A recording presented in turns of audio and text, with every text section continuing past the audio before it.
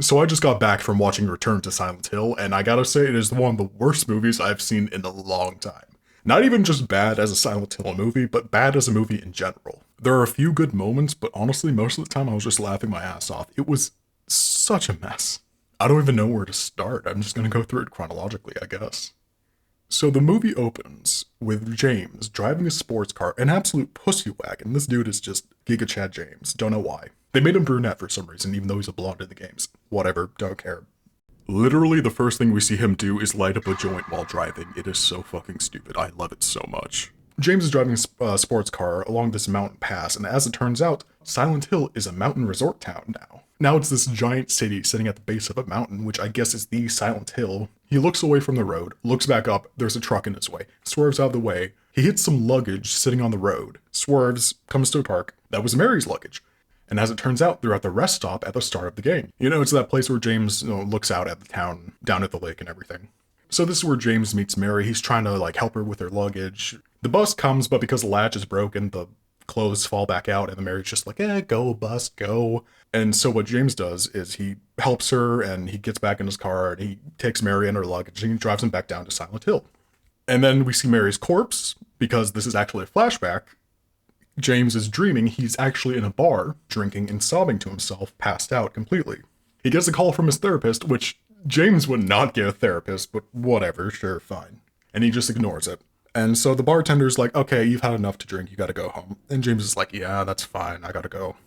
But he stumbles as he tries to get up, and he knocks a tray of beers out of the bartender's hand, and the bouncer's like, hey, I'm gonna beat the shit out of James. There's a bit of a back and forth, and then James gets thrown out of the bar into a pile of trash. But during the sequence, the camera pulls back and looks down. It's a very iconic shot from the first Silent Hill game and the first Silent Hill movie. And for some reason, they recreate that shot, but it's James getting his ass kicked. Our hero, ladies and gentlemen. So James is sitting in garbage, and he gets a phone call from his therapist again, and this time he picks up. And so his therapist is like, you gotta come over to my office tomorrow. And James is like, yeah, maybe. So James goes home to his apartment, sitting in the darkness, glooming. And then a letter gets slid under the door, the letter from Mary that, brings him to Silent Hill. As we all know, he rushes out, tries to find whoever sent it, and so James leaves his apartment and drives back in the pouring rain to the bus stop where he met Mary. He tries to drive back to Silent Hill, but he can't get inside because the road's blocked. And so he passes out in his car, and he wakes up the next day.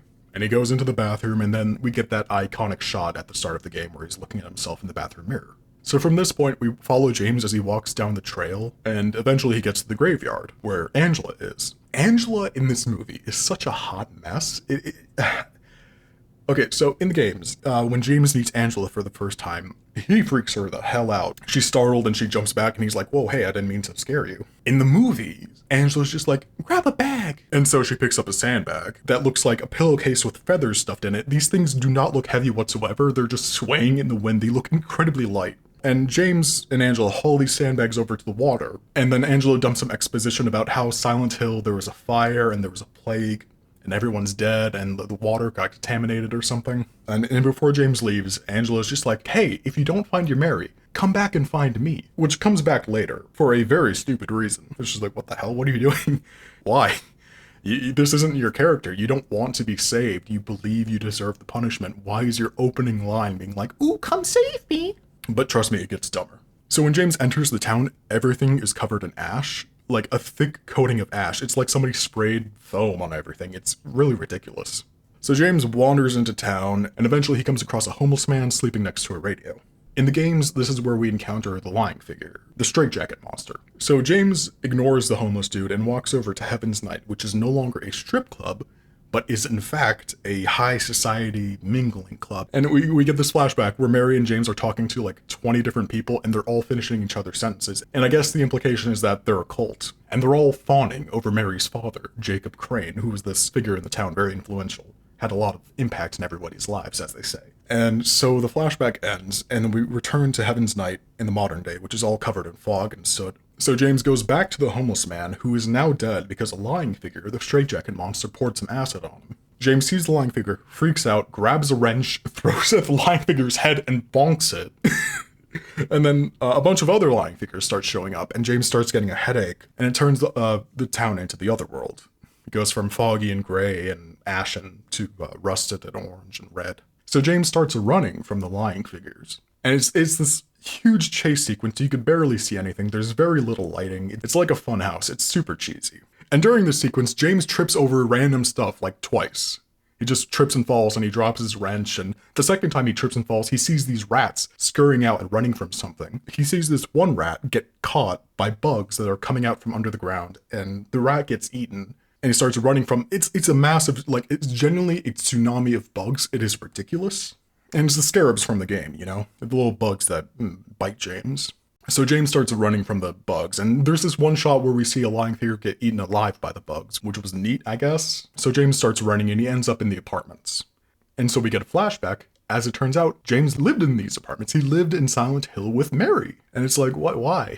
Why would you change that? You know, in the games, James and Mary vacationed there for a time, but now it's like, oh no, they live there full time for a brief period. Real weird stuff. And then James gets a call from his therapist again. He runs out of battery and starts whining, oh, Mary's here, Mary's upstairs. So he starts wandering around through the apartments.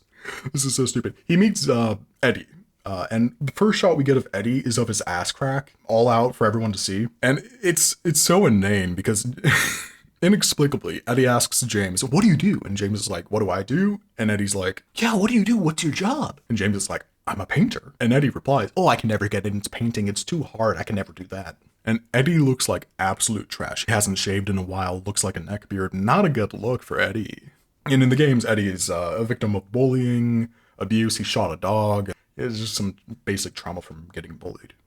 So James and Eddie start wandering around through the apartments, and they come across Laura, who is hiding in a little cubby. And so James talks to Laura, and he's trying to coax her out of the vent. And then the radio starts going off again. Eddie freaks out at Laura, tells her to scram. James calls Eddie an asshole, and then Eddie starts beating the shit out of James. It's really weird. And so Pyramid Head shows up. So Pyramid Head is standing behind the bars. It's his first appearance, very iconic. And then he just starts slamming his head into the bars, like just banging it. He pushes his way through the bars and he starts chasing James. And while James is running away, he comes across the mannequin. And the mannequin has a dumpy for some reason. The mannequin is thick AF, like just ridiculously, just this juicy, delicious, and she's a spider for some reason too. The mannequin's head falls off and it turns into the spider with a dumpy for some reason. I cannot emphasize just how juicy the mannequin's ass is. It is ridiculous. Like they gave the mannequin spider thing a badonkadonk. It is like, it really took me out. Ooh. And so James starts running from the spider mannequin thing, hides in a closet. He gets cornered. Pyramid Head shows up, starts brutalizing the spider mannequin, and again we get multiple shots of the spider mannequin's ass. And so Pyramid Head starts cutting off the mannequin's arms and just starts punching it on a table. And then after the mannequin dies, the Pyramid Head pulls the closet door open, pops a squat, and just starts mogging James. It gets all up in his face, and James is just sitting on the ground cowering.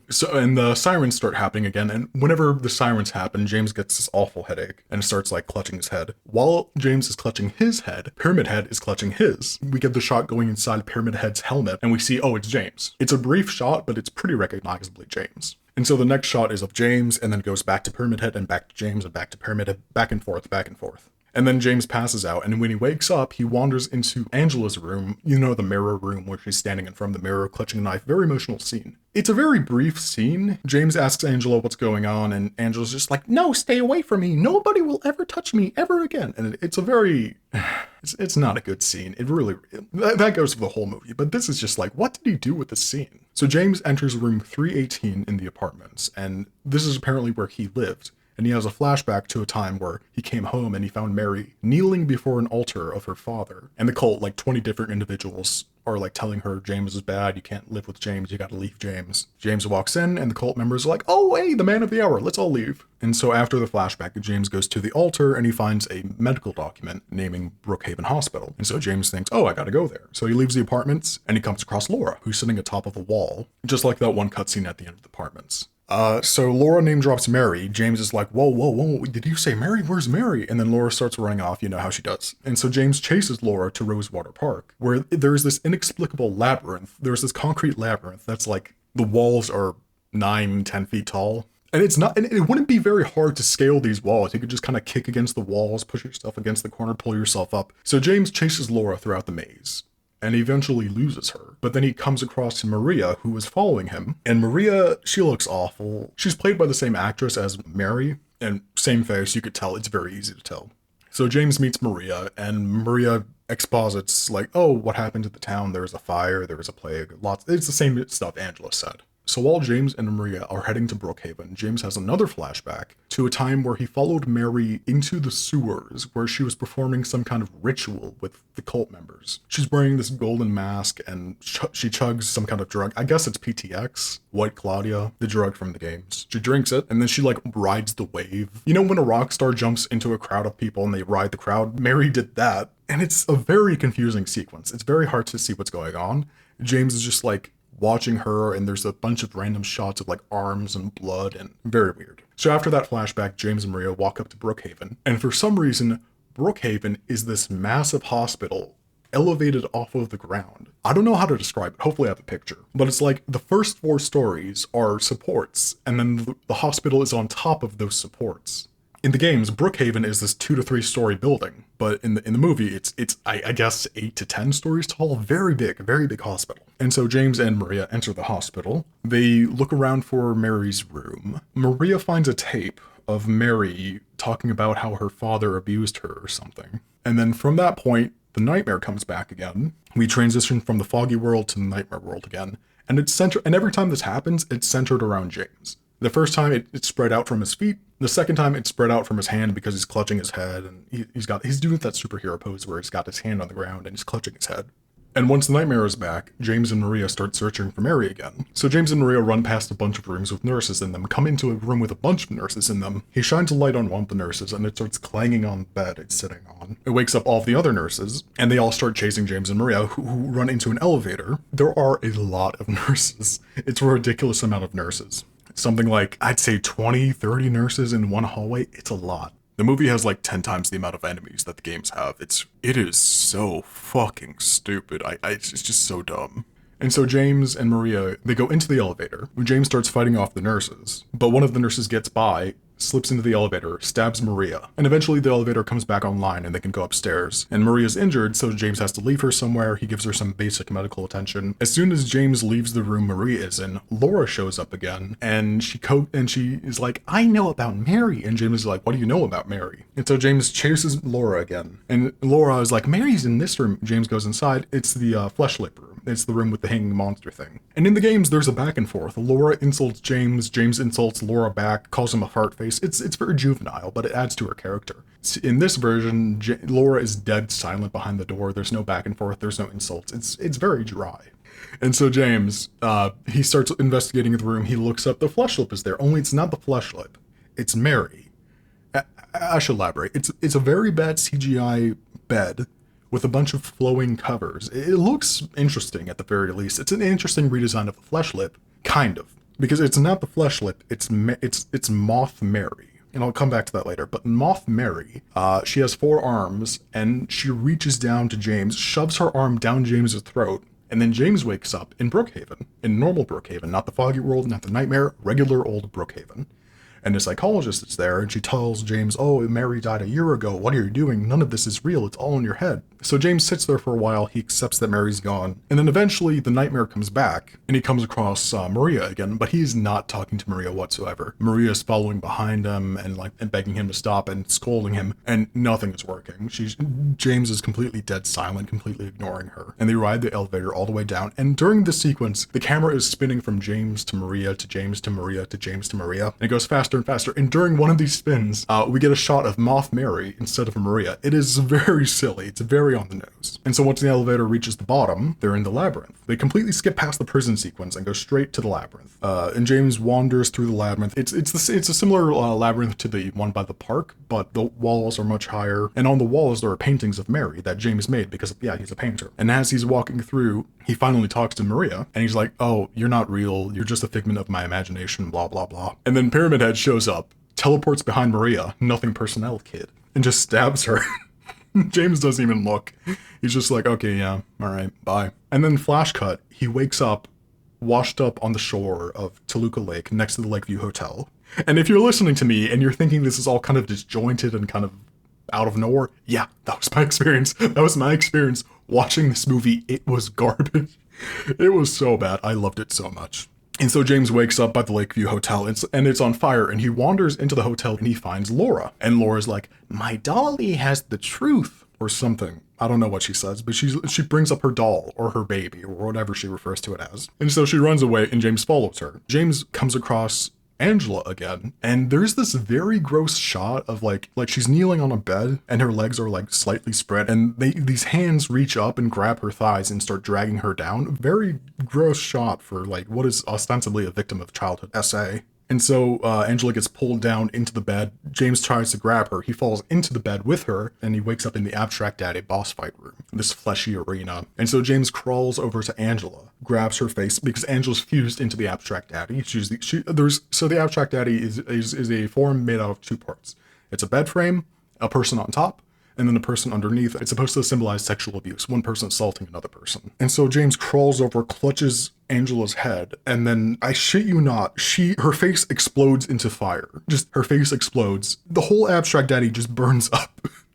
And then James has another flashback where he walks over to the graveyard, and he looks at a grave, and I screamed when I saw this. I shrieked in laughter when I saw this. And he goes to a gravestone, and we hear Mary's voice. And Mary's like, what's my name? What's my full name? And it's so stupid. It's so stupid. Mary's full name is Mary Angela Laura Crane.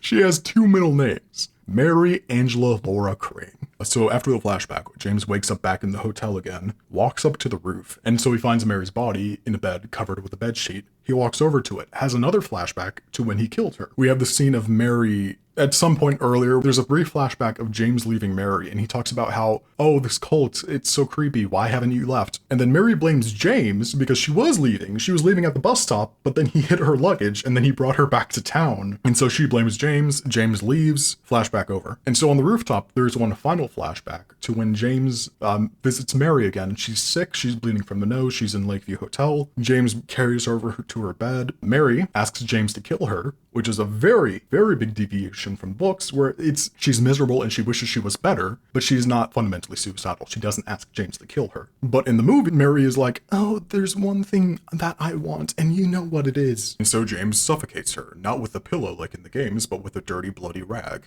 Oh, and during the flashback, we see the time that she dies is 318, and that's why the number 318 shows up a few times in the movie. I don't know, I don't care. So cut back to the flaming rooftop, and I need to describe this exactly as it happens because it is so ridiculous. Classical music starts playing, and James watches as this bed starts gently floating up into the sky, and it transforms into Moth Mary. It's the same way she looked during the Flesh Lips sequence. And so the rooftop of the Lakeview Hotel starts to crumble, and James starts floating up to Moth Mary. Moth Mary clutches his face, says a few words, and then turns into ash. Jesus Christ, this movie is so bad. So after that, James grabs her body, walks her out of the hotel, into his car, which is now parked in front of the Lakeview Hotel. He drives his car off of the dock, and it's at this point we realize that the siren isn't actually a siren. It sounds similar to the Silent Hill siren, but it is in fact the sound of the engine revving as he drives off the pier into the lake. And we get the in-water ending. So James sinks down to the bottom of the lake, and it's the first-person POV shot. He looks to his right, he sees Mary. He looks in the rearview mirror, he sees himself. He looks to the left, and he sees the truck. At the start of the movie, the truck that was barreling towards him when he swerved. And so he swerves again, he wakes up, and it's the start of the movie again. And the way he's acting, you can tell that he remembers everything that happened. You know, he's smiling, he says Mary's name before he met her, and he takes Mary's luggage. She doesn't get on the bus. This time, rather than driving her back to Silent Hill, he takes Mary and drives her away from Silent Hill. And that's the end of the movie. Does that make any sense? Does that make any sense? Were you able to follow along? Because I wasn't. This movie was an absolute trash fire. It was so hard to follow. It's like if somebody drunkenly recalled the events of Silent Hill 2 to you, but they didn't remember all the details, so they just started, just mashing everything together, filling in the blanks. And like, what was the point? James doesn't learn his lesson. Like, James just gets to leave with Mary. Like, there's a loop, but like, what's going on here? This movie was genuinely awful. I had such a blast watching it. I was laughing my ass off all the time. Don't watch this movie. Don't pay for a ticket. If it comes online, watch it on one of those shady streaming sites. Please, just don't give them money. This was such a trash fire. And hey, I hope you got something out of that. I had fun rambling about it. I am exhausted. I can barely even. This movie gave me brain damage. I can't even